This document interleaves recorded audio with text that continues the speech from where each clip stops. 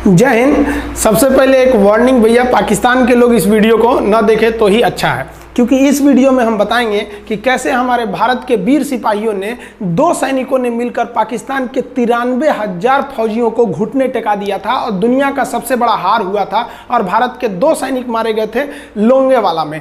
हम इस वीडियो में बताएंगे कैसे PNS गाजी को डुबा दिया गया। ये भी बताएंगे कि चाइना पाकिस्तान का इतना बड़ा दोस्त बनता है, लेकिन 1971 में क्यों नहीं बचा पाया, ना चाइना बचा पाया और ना ही अमेरिका बचा पाया। इस वीडियो में हम A to Z बातें करेंगे। अगर आप इस वीडियो को कंप्लीट देख लेते हैं तो कोई भी पाकिस्तानी की हैसियत नहीं होगी कि आपसे आंखें मिला सके, इसलिए इस वीडियो को देखते रहिएगा। यदि आप राष्ट्रवादी, अगर आप भारतीय हैं तो ही इस वीडियो को देखें। पाकिस्तानी और बाहर के चाइनीज वगैरह लोग इस वीडियो को न देखें, ये उनके लिए एक तरह का वार्निंग है, क्योंकि इसमें हम भारतीय सेना के हर उस वीर गाथा को बताएंगे जो एक हर भारतीय सुनना चाहता है। A to Z उस बातों को बताएंगे। पाकिस्तानी इस वीडियो को क्यों ना देखें तो भैया आप देख लीजिए यहाँ क्यों ना देखें, क्योंकि हम आज चर्चा करने वाले हैं इसकी, और इसका नक्शा किससे मैच करता है आप देख रहे हैं। If you don't believe then go on Google. भाई किससे मैच करता है तो आप तो समझ में आ गया, भाई बुरा नहीं मानिएगा आप लोग। हम ये क्यों कह रहे हैं, क्योंकि हमने एक वीडियो बनाया था कैलाश मानसरोवर के ऊपर लेपुलेख विवाद जो चाइना के साथ हो रहा है। इस वीडियो को फेसबुक पर 55 लाख से ज़्यादा लोगों ने देखा। अलग अलग लोगों ने अपने फेसबुक हैंडल से इसको शेयर किया और नेपाल के लोगों को पता चला कि हाँ भैया, इंडिया नेपाल का रियल पोजीशन क्या है। तो हम आपसे भी यही चाहेंगे कि जिस तरह से आप लोगों ने इस वीडियो को वायरल किया था, 5 मिलियन से ज़्यादा फेसबुक पर फैला दिया था इस चीज़ को, उसी तरह आप लोग पाकिस्तान का जो वीडियो बनाने जा रहे हैं इस वीडियो को भी पूरे तरह इतना वायरल करिए कि पूरे पाकिस्तान के लोगों को पता चले कि भैया उनकी औकात क्या चीज़ है। ध्यान से समझिए, जब भारत पाकिस्तान का विभाजन हुआ तो उसी समय पाकिस्तान 2 भाग में था। एक इधर वाला जो एरिया है इसे हम लोग कहते थे पश्चिमी पाकिस्तान, जो मेन पाकिस्तान का एरिया है। और ये जो आज आप बांग्लादेश देख रहे हैं, ये बांग्लादेश नहीं था, बल्कि ये उस वक्त पूर्वी पाकिस्तान था। पूर्वी पाकिस्तान के लोग बंगाली भाषा को बोलते थे। पाकिस्तान के लोग इन लोगों को बड़ा भद्दे मजाक करके बोलते थे, कहते तुम लोग गधे हो, कुछ नहीं जानते हो, किसी काम लायक नहीं हो, यूजलेस हो लोग, तुम लोग छोटे हो, काले हो, मतलब उल्टा सीधा मजाक कर रहे थे। पश्चिमी पाकिस्तान के लोग इधर के लोगों को पसंद नहीं करते थे। हो गया नहले पे दाला 1970 में। 1970 में इस पूर्वी पाकिस्तान के शेख मुजीबुर रहमान चुनाव जीत गए और वो यहाँ के प्रधानमंत्री के पद के चुनाव जीत गए। अब यहाँ की आर्मी ने क्या किया, उनको शपथ ही नहीं दिला रहे थे। इसलिए 70 के चुनाव जीतने के बाद शेख मुजीबुर रहमान जब देखे कि ऐसा है तो उन्होंने अपना भाषण दिया 7 मार्च को और कहा कि अब हम इस पूर्वी पाकिस्तान को एक अलग देश बनाएंगे जिसका नाम रहेगा बांग्लादेश। इस भाषण के वजह से आर्मी ने, पाकिस्तान की आर्मी ने 25 मार्च 1971 को गिरफ्तार करके अब पश्चिमी पाकिस्तान में अरेस्ट करके बंदी बनाकर रख दिया और यहाँ पर जुल्म करना चालू कर दिया। कहाँ पर भाई, तो पूर्वी बंगाल में, पूर्वी पाकिस्तान में, पूर्वी बंगाल में नहीं, पूर्वी पाकिस्तान में इन्होंने जुल्म करना चालू कर दिया। शेख मुजीबुर रहमान के गिरफ्तारी के विरोध में यहाँ मुक्ति वाहिनी नाम कर एक विद्रोही गुट तैयार हो गया था, लेकिन पाकिस्तान के, पश्चिमी पाकिस्तान के लोगों ने इस पूर्वी पाकिस्तान पे इतना भयानक जुल्म किया कि इस पूर्वी पाकिस्तान में इस पश्चिमी पाकिस्तान के लोगों ने यहाँ पर 30 लाख लोगों को कटवा दिया। 30 लाख लोगों को कटवा दिया। 4 लाख महिलाओं का बलात्कार कर दिया।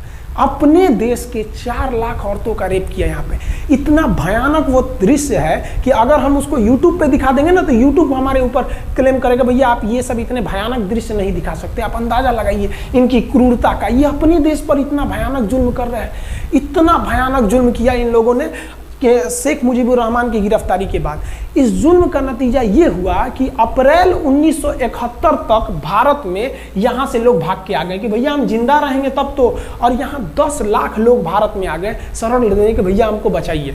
तो इंदिरा गांधी जानती थी कि जब तक यहाँ शांति नहीं होगा तब तक ये लोग वापस नहीं जा सकते थे, और शांति का एक ही था कि यहाँ पे घुस के इनको मारा जाए ताकि ये पश्चिमी पाकिस्तान वाले लोग यहाँ पर सुधर सके। तो इंदिरा गांधी ने इसके लिए बात की जनरल फील्ड मार्शल मानेकशॉ से। उन्होंने सेना प्रमुख मानेकशॉ से कहा, सैम मानेकशॉ से, कि आप अभी युद्ध कीजिए, हम आदेश देते हैं, आप अभी युद्ध कीजिए बांग्लादेश पे, हम अपने पड़ोसियों को इस तरह मरते नहीं छोड़ेंगे, आप इस पे हमला कीजिए। उस समय ये पूर्वी पाकिस्तान था। मानेकशॉ ने कहा कि ना, हम हमला नहीं करेंगे। कही अरे क्यों? कहा कि आप महीना देख रही हैं, अप्रैल का महीना है। अप्रैल के महीने का मतलब बरसात का दिन सर पे है और बरसात के समय पूरब का हाल क्या होता है, एकदम भयानक बाढ़ आ जाती है। और उन्होंने एग्जाम्पल भी दिया कि सिकंदर की फौज भी हाथी लेके आई थी और कीचड़ में फंस गई थी कि अगर यहाँ हम लड़ जाते हैं तो यहाँ बरसात रहेगा, हम यहाँ उलझ जाएंगे, ये एरिया सूखा रहेगा, चाइना का ऊपर से एरिया सूखा रहेगा, ये हमला कर देंगे, हमको 3 ओर से लड़ाई लड़ना पड़ेगा। मानेकशॉ ने इंदिरा गांधी से कहा कि आप 2-3 काम कर लीजिए। कब तक के लिए कि नवंबर तक हम लोग युद्ध नहीं करेंगे, लेकिन अप्रैल से नवंबर के बीच में हम अपने सैनिकों को इस एरिया में लड़ने के लिए ट्रेनिंग दे सकते हैं, मुक्ति वाहिनी उसको हम ट्रेनिंग दे सकते हैं। और इसी में 1971 में हमारी जो थी भारत और रूस की एक समझौता पर हस्ताक्षर हो गया। अब हम लोगों ने पाकिस्तान को एक बारूद के ढेर पर बैठा दिया था। इंतजार था तो इस बात का कि उस बारूद में एक चिंगारी की और पाकिस्तान तबाह हो जाता।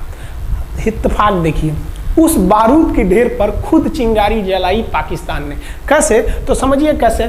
हम लोग का था कि इधर हम लोग ऑफेंसिव हो जाएंगे, मतलब इधर भयानक हमलावर हो जाएंगे, और इधर हम लोग डिफेंसिव रहेंगे, मतलब इधर कम हमला करेंगे, ताकि हम लोग का मेन मकसद पाकिस्तान से युद्ध नहीं था।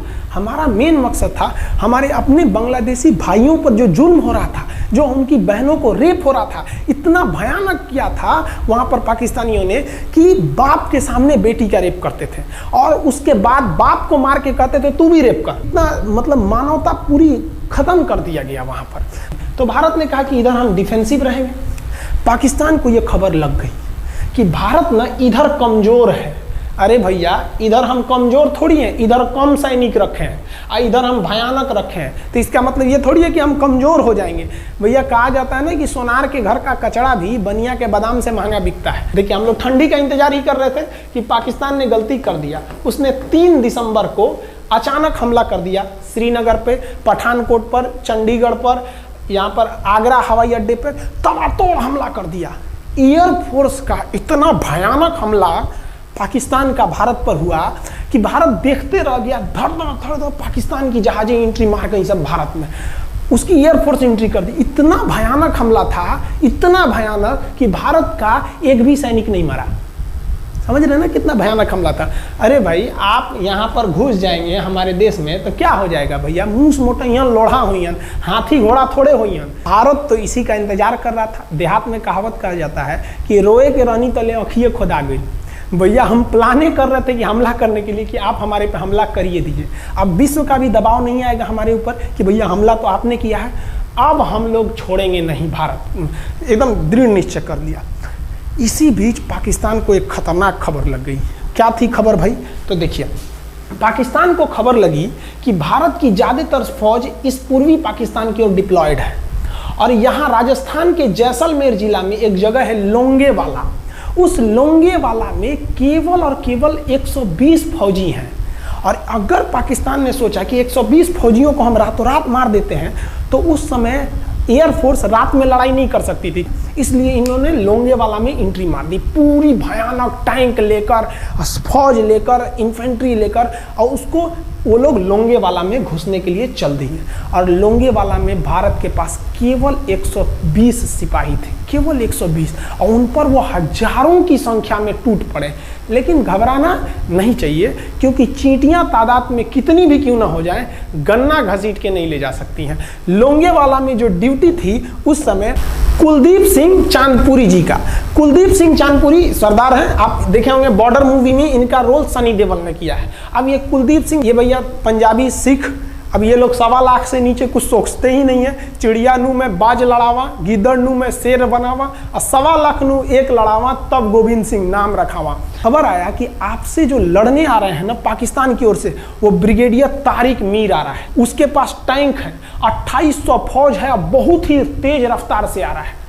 आपके पास केवल 120 जवान है कुलदीप सिंह, आप पीछे हट जाइए, आप पीछे हट जाइए, क्योंकि आपको हम ना, आप बहादुर हैं इसमें नो डाउट, लेकिन आप कैसे लड़िएगा उतनी भयानक फौज के पास से। यहाँ उन्होंने कहा खालसा सिख नहीं हट सकते, हम दिखा देंगे कि हम 120 भी उन पर क्या पड़ेंगे, भारी पड़ेंगे। इनके पास ना ही टैंक को उड़ाने के लिए कोई संसाधन थे, टैंक को मारने के लिए एक जीप पर लगा हुआ छोटा सा तोप था, और इनके पास 3 ठो माइंस लगे थे। माइंस समझते हैं आप लोग, टैंक जो होता है ना बम, उसको उड़ाने के लिए माइंस लगाए जाते हैं। तो देखिए ध्यान से, ये है माइंस, ये माइंस होते हैं। इस पर अगर टैंक चढ़ता है ना तो टैंक ब्लास्ट कर जाता है। तब इन्होंने दिमाग लगाया, इन्होंने क्या किया, जो खाली रेगिस्तान था ना उसमें ना आगे की ओर 3 ठो ओरिजिनल माइंस को लगा दिया, और जो खाना खाने वाला टिफिन होता है ना 4 खंदे वाला, इसे उस टिफिन को इन लोगों ने रातों रात ना बिछा दिया ऐसे लाइन से। देखिए लाइन से पाकिस्तान की टैंक आई तो शुरुआत में तो भैया ओरिजिनल माइंस था, धड़ाम से लगा, पाकिस्तान की टैंक उड़ गई। पाकिस्तान का एक टैंक उड़ा, फिर दूसरा उड़ा, तीसरा उड़ा, पाकिस्तानी एकदम डर गए सब। ब्रिगेडियर तारिक मीर कहें कि भैया यहाँ तो माइंस लगा के रखा है इन लोगों ने, एक काम करो इंजीनियरों को बुलाओ, पूरा माइंस निकालो। अब ब्रिगेडियर जो हमारे मेजर कुलदीप सिंह थे ये जानते थे कि बाबू अगर हम तुमको रात भर रोक दिए ना तो सुबह हमारी एयरफोर्स आएगी, तुमको जिंदा नहीं छोड़ेगी, इसलिए इन्होंने पूरा टिफिन बिछाया था। इन पाकिस्तानियों ने 6 घंटे लगा दिए उनको निकालने में। इंजीनियर आते थे तो डर के मारे टिफिन निकालते थे, अरे बाप रे बाप, और टिफिन में तो ईंटा पत्थर भर देते थे और डर के ले जाते थे, भागो भागो भागो माइंस है माइंस है। इसको लगाते लगाते इन लोगों ने पूरी रात बिता दी। 3 बज गया, 3 बजे इनको पूरा सन्नाटा दिखा कि भैया ये तो टिफिन है, ये रेगिस्तान में ये तो टिफिन है। अब उन्होंने कहा कि आदेश दिया कि हमला करो, तो कुलदीप सिंह जो थे चांदपुरी, उन्होंने बालू के बीच में ऐसे गड्ढे बना रखे थे और अपने फौजियों को ना 2 किलोमीटर एरिया में बिछा दिया था, एक उधर एक इधर एक इधर, तो चारों ओर से फायरिंग होती थी। पाकिस्तानियों को लगी ना कि भैया हमको गलत इंफॉर्मेशन मिल गया है, 120 गो मिल के ऐसे थोड़े मारेगा सब, सोच रहा उधर से गोली इधर से गोली, धड़ाधड़ बम गोला दारू सब चल रहा है यहाँ पर, इतना भयानक कहीं कोई 120 आदमी मिल के ऐसे मारता है? नहीं भाई, इतना भयानक सुनसान एरिया में कहाँ से कौन मार रहा है, एकदम तबाही मचा दिया। कुलदीप सिंह चांदपुरी ने क्या तबाही मचाया था आप देखना चाहते हैं तो देखिए उन लोगों ने क्या तबाही मचाया था। ये है पाकिस्तान का टैंक, ये धज्जी उड़ गया था टैंक का, थुथुर तूर दिया इसका यहाँ पे। ये देखिए टैंक का, पाकिस्तानी देख रहे हैं कि भैया सब चक्का उक्का फेंका गया। बताइए ये चांदपुरी साहब को ऐसा करना चाहिए? ये कोई वीडियो गेम खेल रहे हैं? मार के धज्जी उड़ा दिया। अरे पाकिस्तान बच्चा है, अपने बच्चा है, बिगड़ गया, आराम से मारिए। ऐसे एकदम धज्जी उड़ा दिए हैं बेचारा सबको। पाकिस्तान के टैंक को धज्जी उड़ा के उस पर भारतीय सैनिक खड़ा होकर फोटो खिंचवा रहा था। फोटो खींच, उस समय सेल्फी नहीं था ना, आगे से फोटो खींचना, फोटो खींच, यहाँ पे आने वाली पीढ़ियों को ये प्रेरणा देगी। बताइए इतना सुंदर गाड़ी लेके आया था पाकिस्तान मारने के लिए, हाँ बेचारा ऐसे मारा जाता है? हाँ अरे ब्रिगेड मेजर साहब आप भी बच्चा है, बच्चा को थोड़ा आराम से मारिए। देखिए इसका थोबड़ा बिगाड़ दिया गाड़ी का, ओहो ऐसे नहीं मारना चाहिए, लेकिन क्या कीजिएगा, बच्चा बिगड़ जाता है तो धोना ही पड़ता है। ये हाल कर दिया रात भर में। सोचिए रात में इतना बुरा मारा, दिन में दिखता तो कुछ डाल रहा, पूरा एकदम भयानक तबाही मचा दिया मेजर कुलदीप सिंह चांदपुरी ने। इनके आगे कौन खड़े थे? ब्रिगेडियर पाकिस्तान के ब्रिगेडियर साहब। ब्रिगेडियर साहब को कहने लगी भैया ये तो बहुत बुरा मार रहा है सब। तब तक हो गया सुबह, और सुबह के वक्त हमारे जो हंटर जहाज थे, उस समय जो जहाजें थी वो हंटर जहाज थी। ये हंटर जहाजें रात में नहीं उड़ सकती थी लेकिन दिन में उड़ सकती थी। रात भर तक कुलदीप सिंह चांदपुरी ने ऐसा कूचा पाकिस्तानियों को, इतना कूच दिया कि भोर हुआ तो बाकी का कसर पूरा कर दिया हमारे हंटर विमानों ने। ये हंटर विमान जब आए सब तो इतना भयानक तबाही मचाए सब पाकिस्तान के जहाजों का कि आप हुलिया देखेंगे ना, पाकिस्तान के टैंक का ऐसे पड़ गया, ये सब टैंक पूरा तबाह हो गया, सब पूरी तरह ध्वस्त हो गया इतनी भयानक युद्ध में। 3 तारीख को पाकिस्तान ने हमले की शुरुआत की और ये 4 तारीख का शकल देखिए पाकिस्तान का। इतना भयानक धज्जी उड़ा दिया पाकिस्तान का जिसका कोई हद नहीं। पाकिस्तानियों को दुम दबा के भागना पड़ा। ब्रिगेडियर साहब भागे, कहें कि भाग भैया न तो ये सब जान ले लेगा सब। हम लोगों ने पाकिस्तान के टैंकों को अपने यहाँ रख लिया है म्यूजियम में। आज भी जाके देखिएगा ना तो इन टैंकों को डर के मारे पाकिस्तानी छोड़ के भाग गए कि भागो भाई यहाँ पर। ये 120 जवानों का जलवा था। और पाकिस्तानी कहते हैं कि हिंदुस्तान के लोग क्या लड़ेंगे? अरे भैया हम चीन पे वीडियो बनाए थे, आप पे नहीं बनाए थे, जो आप लोग हम लोग को बोल रहे थे कि पाकिस्तान हिंदुस्तानियों की औकात नहीं। देखिए अभी हम आपको औकात दिखाते हैं आपकी। ये आपका टैंक है, आके ले जाइए, हिम्मत है तो लेके जाके दिखाइए यहाँ पर। हाल तो ये हो गया था ना कि हम लोगों ने जो पाकिस्तानियों की जान ली थी ना, डर के मारे वो लाश उठाने नहीं आए थे, लाश को गिद्ध खा गए थे सब। हम लोग बोल रहे थे कि भैया हम गोली नहीं चलाएंगे, लाश लेके चल जाओ। हम नहीं जाएंगे, तुम लोग रेगिस्तान को कब्रिस्तान बना दिए हो। रेगिस्तान को कब्रिस्तान हम लोग हमला करने आए थे, शुरुआत तो तुमने किया था यहाँ पे। तो ये गिद्ध खाए थे सब, सफाई उफाई का काम ये किए थे सब। अब पाकिस्तान हम लोग को धमकी देता है, आज भी वो नहीं सुधरे हैं। आज भी हमने जो चाइना पे वीडियो बनाया था उस पर वो हमको धमकी देता है कि भारत की आर्मी कुछ नहीं कर सकती। अरे भैया आप सोचिएगा भी मत, अभी के समय में तो मत सोचिएगा। जानते हैं क्यों? देख लीजिए इधर अभी कौन बैठा है भारत में, समझ में आ रहा है? आप लोग तो पहले पाकिस्तान वाले लोग इस बात पर रिसर्च कीजिए कि इनमें ज़्यादा खतरनाक कौन है आपके लिए। हमको तो यही ज़्यादा खतरनाक लगते हैं भाई, समझ में आया आप लोग को? तो अभी देखिए ध्यान से, यहाँ पर पाकिस्तान ने जो हार हुई थी लोंगेवाला में, ये हार में पाकिस्तान की तो कमर टूटी और पाकिस्तान का पूरा मनोबल टूट गया कि ससुरा 120 गो मिल के ऐसे कैसे धो दिया सब। बताइए इतना भयानक धो जाता है। तो ये शुरुआत तो इन्होंने किया 3 तारीख को, 4 तारीख को हमने धो दिया। अब बचा नेवी कही कि भैया आर्मी को मौका दिए, एयरफोर्स को मौका दिए, रात में आर्मी धोई, सुबह में एयरफोर्स धोई, हम नहीं धोएंगे क्या? हम भी धोएंगे। नेवी कब पहुंची? 5 दिसंबर 1971 को कराची पहुंच गई और कराची में जब पहुंची ना तो कराची को तबाह कर दिया। इतना भयानक बम्बार्डमेंट किया कराची पर कि कई दिन तक कराची बंदरगाह पर आग लगा था और कराची बंदरगाह को तो उन्होंने ऐसा धज्जी उड़ाया जिसे लग रहा था सिंधु सभ्यता बना दिया उनको। तो पाकिस्तान की, पश्चिमी पाकिस्तान का कमर टूट गया। पाकिस्तान वालों ने कहा कि ससुरा सब बोल रहा था सर कि हम इधर डिफेंसिव है, यानी ज़्यादा हमला नहीं करेंगे, ज़्यादा हमला इधर करेंगे। ससुरा इधर कैसे मार रहा होगा सब, अभी इधर भी बताते हैं कैसे मारा सब। ये कराची पहुंच गया, आप देखेंगे क्या हाल किया था सब कराची पे। कराची में जब मारा गया था ना इन पाकिस्तानियों को, तो ये पाकिस्तानी भाग गए थे सब ग्वादर में। ये ग्वादर भाग गए, अभी इनसे ग्वादर भी जाने वाला है, पूरा राज्य चला जाएगा इनसे, बलूचिस्तान।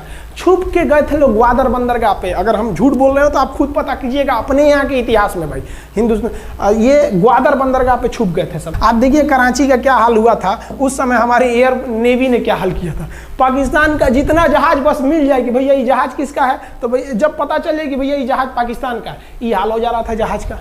यहाँ देख लीजिए इनका पूरा ध्वस्त का, भैया ऐसे मारा जाता है। हाँ अरे भाई बच्चा को बच्चा की तरह मारना चाहिए। इंडिया की नेवी ने भी हद कर दिया, बताइए इस तरह मारा जाता है। हाँ यहाँ देख लीजिए पूरा का पूरा धज्जी उड़ा दिया इन लोगों को। अरे भाई बच्चा है, बिगड़ गया है तो थोड़ा सा आराम से ना मारिएगा, कि देख रहे हैं इस तरह से मारा पूरा पाकिस्तान के। कराची बंदरगाह उड़ गया। तो पाकिस्तान का तो इधर से तो पूरा का पूरा धज्जी उड़ा दिया।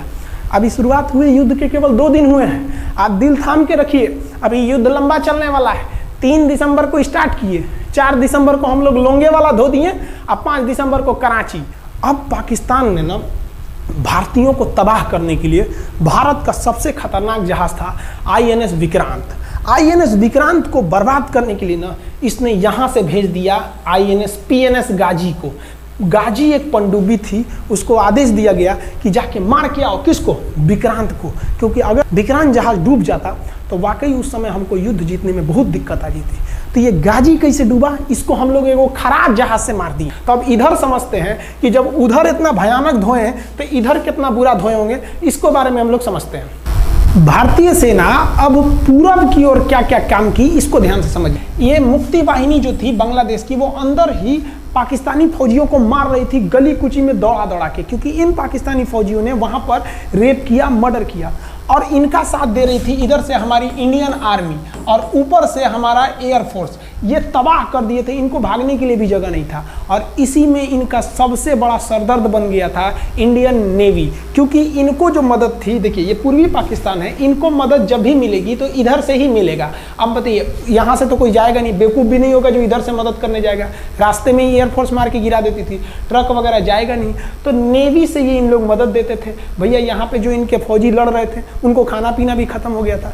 अब इनको बर्बाद कर दिया भारत। INS विक्रांत, INS विक्रांत उस समय का बहुत बड़ा जहाज था इस साउथ एशिया के देशों का, और यहाँ से उस इतना बड़ा जहाज था कि उसके ऊपर से लड़ाकू जहाजें उड़ती थी।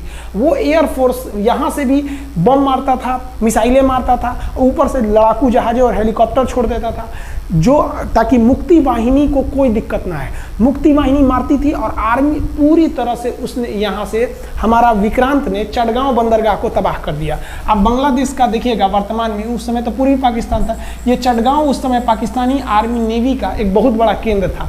इधर हम लोग ने उड़ा दिया कराची, इधर उड़ा दिया हम लोग ने चटगांव। अब मुक्ति वाहिनी को कोई खास दिक्कत नहीं आ रहा था। अब पाकिस्तान ने कहा कि हर हाल में इस विक्रांत को बर्बाद करो। देखिए ये विक्रांत है, विक्रांत जहाज जो था इस पे से इसके ऊपर देखिए आपको लड़ाकू जहाजें दिखेगी। पीएनएस गाजी को क्या आदेश दिया गया था भाई कि तुमको जाना है और इस विक्रांत को बंगाल की खाड़ी में जाने के बाद इसी में डुबा देना है। अब पाकिस्तान वालों का इतना दिन तो अच्छा था नहीं, भारतीय खुफिया एजेंसी को पता चल गया कि पाकिस्तान की पनडुब्बी वो समुद्र के अंदर अंदर चलती है, उसको साइलेंट किलर कहा जाता है। पाकिस्तान की पनडुब्बी चल दी है पश्चिमी पाकिस्तान से बंगाल की खाड़ी की ओर, ये अरब सागर से बंगाल की खाड़ी की ओर चल दिया। अब विक्रांत को बचाना हर हाल में जरूरी था, इसलिए हम लोग विक्रांत को छुपा दिए, मतलब थोड़ा सेफ्टी दे के रखने लगे। और इस पीएनएस गाजी जो था, अब पीएनएस गाजी को देखेंगे, पीएनएस का मतलब था पाकिस्तानी नेवल शिप, पीएनएस गाजी, ये मारने आ गया किसको? विक्रांत को। इस पीएनएस गाजी को अगर कोई मार के डुबा सकता था तो वो था आईएनएस राजपूत। लेकिन ये जो आईएनएस राजपूत आप इमेज में देख रहे हैं, ये उस समय समस्या क्या था इस आईएनएस राजपूत के साथ, क्योंकि इसके इंजन में कुछ खराबी आ गई थी और ये बिगड़ गया था, और बिगड़ के इसको विशाखापट्टनम पे बनाया जा रहा था, रिपेयर किया जा रहा था, इंजन ही गड़बड़ हो गया था। तो भारतीयों का यहीं पे दिमाग काम आया। भारतीयों ने सोचा क्यों ना हम पीएनएस गाजी को खुद बुला के लाएं, कहां पर? विशाखापट्टनम पे। तो लोगों ने कहा कि भैया ये आएगा विशाखापट्टनम में, कि आओ आईएनएस राजपूत हमको मार दो। तो कहा कि नहीं, देखिए कैसे आएगा। भारतीयों को पता था कि हिंदुस्तान में पाकिस्तानियों के कुछ ना कुछ जासूस होंगे और वो पाकिस्तान को पल पल की खबर दे रहे होंगे। भारतीयों ने क्या किया, आईएनएस विक्रांत के जितने भी अधिकारी थे उनसे कहा कि आप लोग अपने अपने घर फ़ोन कीजिए कि हम विशाखापट्टनम आ रहे हैं, तुम लोग हमको छुट्टी मिला है, विशाखापट्टनम में 10 दिन रुकेंगे, हमारे लिए तुम लोग खाना पीना अच्छा से बनाओ। लड़कों से उन लोगों को खबर खिला दिया। विशाखापट्टनम में जितने मछुआरे थे उनको कहा गया कि आप लोग हट जाइए, बहुत बड़ा जहाज आने वाला है, बहुत बड़ा जहाज विक्रांत आ रहा है, यहाँ पे आप लोग खाली कर दीजिए, आईएनएस विक्रांत आ रहा है। यहाँ पर क्या किया गया, ऑर्डर दिया गया, बहुत सारे फल सब्जी अंडा ब्रेड, कि भैया ये इतने बड़े जहाज के लिए जा रहा है, 6 महीने का खाना चाहिए। ये खबर आग की तरह फैल गई पाकिस्तानियों को। अब पाकिस्तान में खबर लग गई कि भैया आईएनएस विक्रांत यहाँ नहीं है, आईएनएस विक्रांत विशाखापट्टनम पे है। अरे बकलोलवा, विशाखापट्टनम पर पीएनएस गाजी की मौत यमराज इंतजार कर रहा था, आईएनएस राजपूत। ये गधा जो था पीएनएस गाजी, ये मुड़ गया किधर की ओर? विशाखापट्टनम की ओर। और विशाखापट्टनम पर चुपचाप शांति से खड़ा हुआ जहाज आईएनएस राजपूत इंतजार कर रहा था, तो पानी के अंदर अंदर आओ, ये अभी बाहर निकला हुआ है, पानी के अंदर रहती है। और आईएनएस राजपूत देखा कि ये आ रहे हैं, वो आईएनएस राजपूत को मारता कि इससे पहले ही आईएनएस राजपूत मार के तबाह कर दिया पीएनएस गाजी को। पीएनएस गाजी पर को डूबने के बाद पाकिस्तान को बहुत बड़ा सदमा लग गया। पाकिस्तान को यह एहसास हो गया कि अब हम कभी नहीं जीत सकते हैं, क्योंकि ये पीएनएस गाजी अमेरिका से खरीदा हुआ एक बहुत ही शक्तिशाली पनडुब्बी थी जिसे कोई डुबा नहीं सकता था, और हम लोगों ने उसको इस जहाज से डुबाया जो जहाज खराब हो चुका था, जिसका इंजन खराब था। भारतीय सेना का मोराल पूरे 7वें आसमान पर था और पाकिस्तानी दिन पर दिन बर्बाद हो रहे थे। अब पाकिस्तानियों को लगा अब क्या करेंगे, तो पाकिस्तानियों ने अमेरिका में फ़ोन किया, भैया आप कुछ कीजिए। तो अमेरिका ने ना यूएनओ में मुद्दा उठा दिया, यूनाइटेड नेशन ऑर्गेनाइजेशन, इसकी जो सिक्योरिटी काउंसिल है, सुरक्षा परिषद, इसमें कह दिया पूर्वी पाकिस्तान पर जुल्म कर रहा है, मार रहा है। तो रसिया उस समय हमारा साथ दिया, कहा कि तू देर जानता है जुल्म कर रहा है, भारत जो कर रहा है सही कर रहा है, हम इस प्रस्ताव के खिलाफ में वीटो करते हैं। वीटो अगर कोई देश, 5 देश को वीटो है, इस पर अलग चर्चा करेंगे, अगर किसी ने वीटो कर दिया तो प्रस्ताव रद्द हो जाता है। तो पाकिस्तान की एक और उम्मीद यहाँ पर अपना दम तोड़ दी। अब पाकिस्तान कहा अमेरिका से कि भैया आप ही हमको बचा लीजिए। तो अमेरिका ना पाकिस्तान की ओर से भारत पर हमला करने के लिए अपना सबसे खतरनाक जहाज भेज दिया, 7वां बेड़ा। देखेंगे 7वां बेड़ा को, अगर इतना भयानक था 7वां बेड़ा, ये अमेरिका का साथ अकेले चलता ही नहीं था, इतनी पूरी फौज के साथ, नेवी के साथ चलता था। ये किस लिए आया था? विक्रांत को डुबाने के लिए, और इसका साइज विक्रांत से डबल था, इसके आगे विक्रांत नहीं टिक पाता। अब इंदिरा गांधी भी टेंशन में रह गई। ले, तब उस समय इंदिरा गांधी को याद आया कि भैया हमारा एक और तो हम समझौता करके आए हैं, अगर अमेरिका पाकिस्तान का साथ दे सकता है तो रूस से हम भी तो समझौता करके आए हैं। तो भारत ने रूस को कहा कि भैया अमेरिका इतना भयानक 7वां बेड़ा भेज दिया, आप हमारी मदद कीजिए।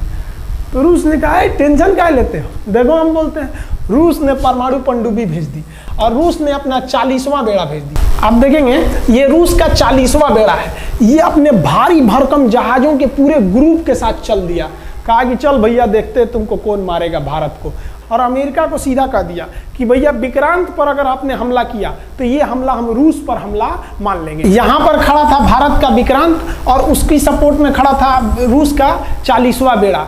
और रूस ने यमन से अपनी एयरफोर्स को भी कह दिया था कि भैया तुम भारत की देखभाल करना। तो भारत की सुरक्षा के लिए इतने लोग, और अमेरिका अपना 7वां बेड़ा लेके यहाँ मुंह देख रहा था, और ब्रिटेन ने भी अपने ईगल नाम के बेड़ा को भी भेज दिया था। तो ये 2 लोग हमारे खिलाफ आ गए थे लड़ने के लिए कि अब बताइए, हम लोग बांग्लादेश की भलाई सोच रहे थे, और अमेरिका का 7वां बेड़ा और रूस का ब्रिटेन का ईगल हम लोग के खिलाफ था, और हमारा अपना विक्रांत और रूस की एयरफोर्स और उसकी 40वां बेड़ा हमारे साथ थी।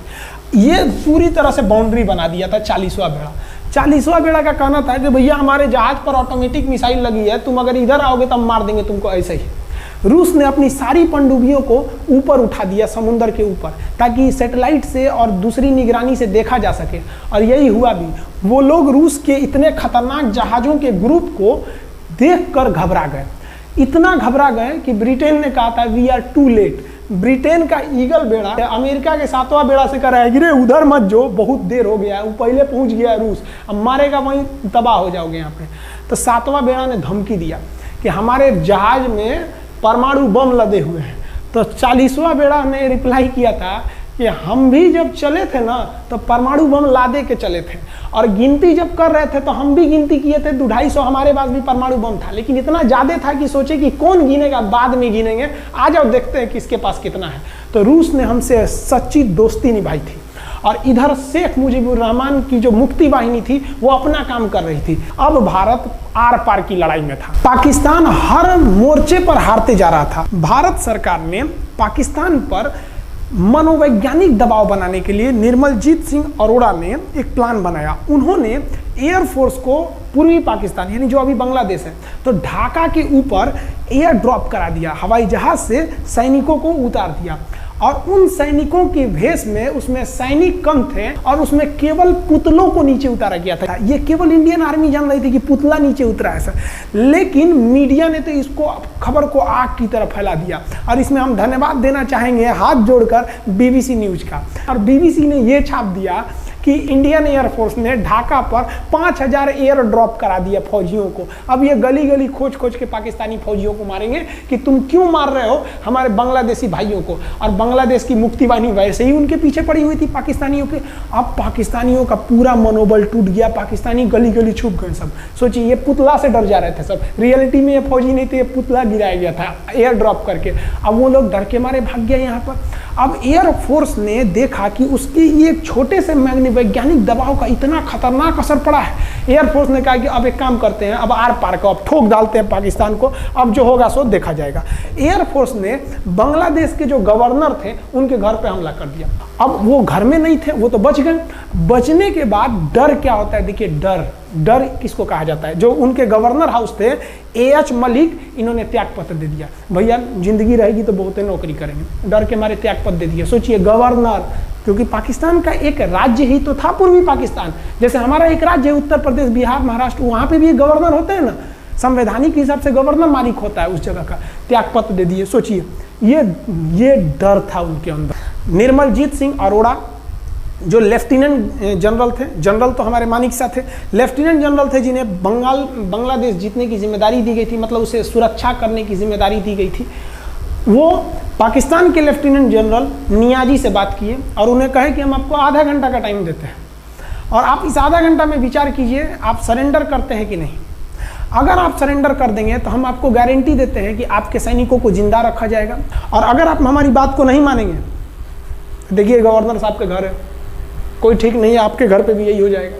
क्योंकि अगर आप हमारे सामने सरेंडर नहीं करिएगा तो याद रखिए हम अपने हमले को 10 गुना और तेज कर देंगे। और हार तो आप चारों ओर से गए हैं। भारत चाहता था कि जल्दी से जल्दी इस युद्ध को खत्म किया जाए, क्योंकि अब ये अंतर्राष्ट्रीय मैटर हो चुका था। अब अमेरिका अपना नाक पे ले लिया था कि भैया हमारा जहाज मार के गिरा दिया। PNS गाजी उसी की पनडुब्बी थी, वो तो पाकिस्तान को दिया।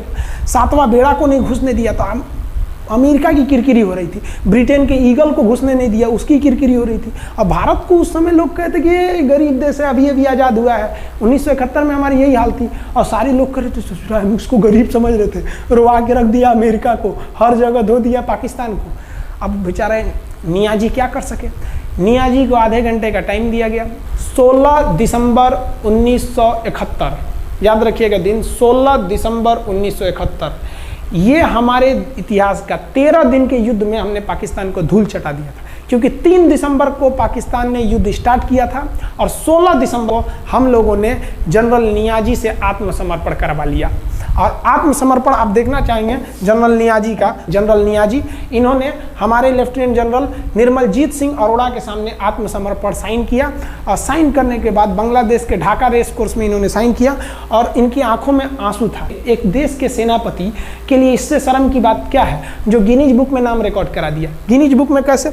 देखिए, पाकिस्तान के लोग हम चाइना के वीडियो बनाए थे, उस पर कमेंट कर रहे थे कि इंडियन आर्मी कुछ नहीं कर सकती। देखो, बांग्लादेश तुम्हारी बहादुरी का जीता जागता उदाहरण है।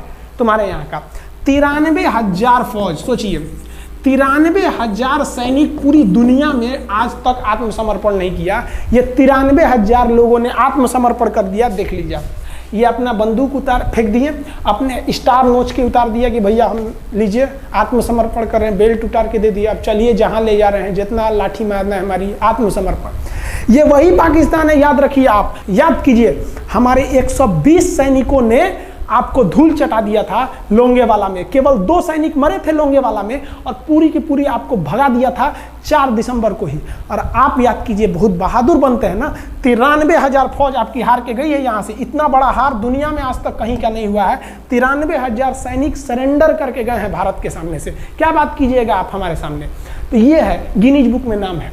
ये तो है भैया पाकिस्तान की आर्मी, एक तरह से गिनीज बुक में नाम है ना जी। भले हारने से नाम है तो क्या हुआ, पाकिस्तान के लिए इससे खुशी की बात क्या हो सकती है कि भैया गिनीज बुक के नाम है। अब इन लोगों को जेल में बंद कर दिया गया। बाद में हम लोगों ने इन्हें छोड़ भी दिया था।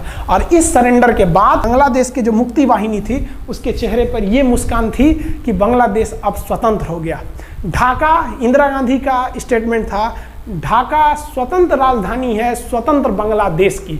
ये खुशी थी बांग्लादेशियों के चेहरे पर, जिनकी बहनों की इज्जत आबरू लूट ली गई थी उन्हीं देश के फौजियों के द्वारा। जिनके ये जो नियाजी थे, जब इन्हें लेफ्टिनेंट गवर्नर बना के भेजा गया था बांग्लादेश में, तो ये नहीं पूछे थे कि बांग्लादेश का स्थिति क्या है। ये पूछे थे कि जिन लड़कियों का रेप हुआ है वो कहाँ है, सब दिखाओ तो, मतलब ये भी जाके करेंगे। ये हाल था। ये इनके चेहरे पर मुस्कुराहट थी। बाद फिर मुजीबुर रहमान को पाकिस्तान से स्वतंत्र कराया गया। भारत ने जो अपना वादा किया था कि शेख मुजीबुर रहमान को स्वतंत्र करेंगे, बांग्लादेश को स्वतंत्रता दिलाएंगे, उनके अधिकारों के लिए लड़ेंगे, भारत ने अपने वादा को पूरा किया। आज शेख मुजीबुर रहमान की बेटी शेख हसीना बांग्लादेश की कमान संभाले हुई हैं। शेख हसीना, जब हमको याद है जब वो भारत आई थी तो एयरपोर्ट पे, तो मोदी जी एयरपोर्ट पर रिसीव करने गए थे, जबकि ऐसा नहीं होता है।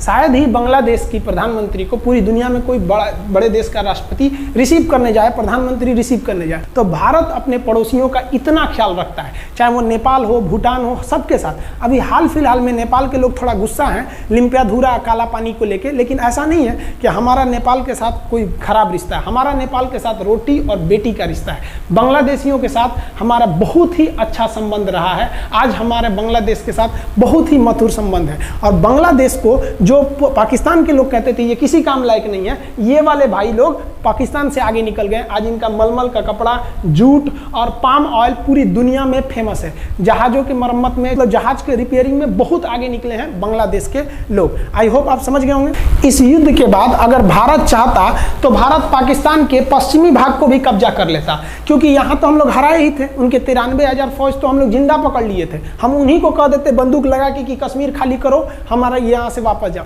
लेकिन बावजूद हमने इंसानियत दिखाई थी पाकिस्तान के ऊपर। इसका बदला पाकिस्तान ने हमें क्या दिया पता है? 26/11 हम संसद भवन पर अटैक, तो कभी अमृतसर में अटैक, कभी मुंबई में बम ब्लास्ट, कभी 26/11 का हमला, ये सब हुआ। हम चाहते तो उस वक्त भी जीत सकते थे, ये पाकिस्तान वाले आप जो कहते हैं कि हम बहुत बहादुर हैं, भारतीय सेना हमारा क्या कर सकती है, तो भारतीय सेना की रहमो करम पर आप लोग जिंदा थे, वरना 1972 में ये जो सेना थी ना 71 में, आप लोग को कहीं का नहीं छोड़ती। आप हिंदुस्तान के व्यूवर्स आप लोगों से भी कहते हैं कि एक लाइक तो बनता है इस सैनिकों के लिए, हमारे लिए नहीं, हमारे इस चैनल के लिए कभी नहीं कहेंगे कि खान जी रिसर्च सेंटर चैनल को आप सब्सक्राइब करिए, लाइक करिए, हम ये कभी नहीं कहते हैं। लेकिन हम ये जरूर कहते हैं कि आज एक लाइक बनता है हमारे इन वीर सिपाहियों के लिए जो आज भी सेना के लिए डटे हुए हैं। और ये पाकिस्तान इस पर कमेंट करते हैं। हम आप भारतीयों से कहते हैं, आप हिंदुस्तानी हैं तो इस वीडियो को जितना से ज़्यादा शेयर करना है आप शेयर कीजिए, ताकि आपके बच्चों तक को ये पता चल सके कि हमारे सैनिक कितने बहादुरी हैं, कितने बहादुरी से लड़े थे हमारे सैनिक, कितने बहादुर हैं। और इस वीडियो को आप इतना शेयर कीजिए कि पाकिस्तान तक पहुंचे और वहां का बच्चा इस वीडियो को देखे, ताकि उनके अंदर भारतीय सेना का जो डर है वो बैठे। ये डर जरूरी है उनके अंदर, ये डर उनकी हड्डियों तक जाना चाहिए। आप इस वीडियो को देख रहे हैं तो इसे पाकिस्तान तक पहुंचाइए, पूरी दुनिया में पहुंचाइए कि हमारे वीर सिपाही कितनी बहादुरी से लड़े थे। और हाँ, कोई भी देश के हो, हर देश को अपने सैनिकों के लिए सम्मान करना चाहिए। हम ये कोई मनगढ़ंत कहानी नहीं बताएं, हम अपने सैनिकों की वीर गाथा बताएं जो A to Z अक्षरशः सही चीजें हैं। समझ में आया? आप इस वीडियो को देख रहे हैं तो मेरे साथ बोलिए आप लोग, भारत माता की जय। पाकिस्तान के युद्ध का जो हम सीरीज बना रहे हैं, आज 71 का युद्ध बढ़ाएं, हम आपको कल 1948 का युद्ध बता देंगे, 65 की लड़ाई में वीर अब्दुल हमीद ने जो बहादुरी दिखाई, फिर आपको हम 84 का सियाचिन, 99 का करगिल और 62 की चाइना युद्ध के बारे में भी बता देंगे। याद रखिएगा, चाइनीज और पाकिस्तानी इस वीडियो को डिसलाइक जरूर करेंगे, आप उन पर भारी पड़िएगा। ये वीडियो आप संभाल के रखिएगा, अपनी पीढ़ियों को दिखाइएगा कि हमारी सेना कितनी बहादुर थी। एक सैल्यूट हम अपने वीर जवानों के लिए। जय हिंद। हम बहुत ही सौभाग्यशाली हैं जो ऊपर वाले ने हमें हिंदुस्तानी बनाया। I proud to be Indian. जय हिंद।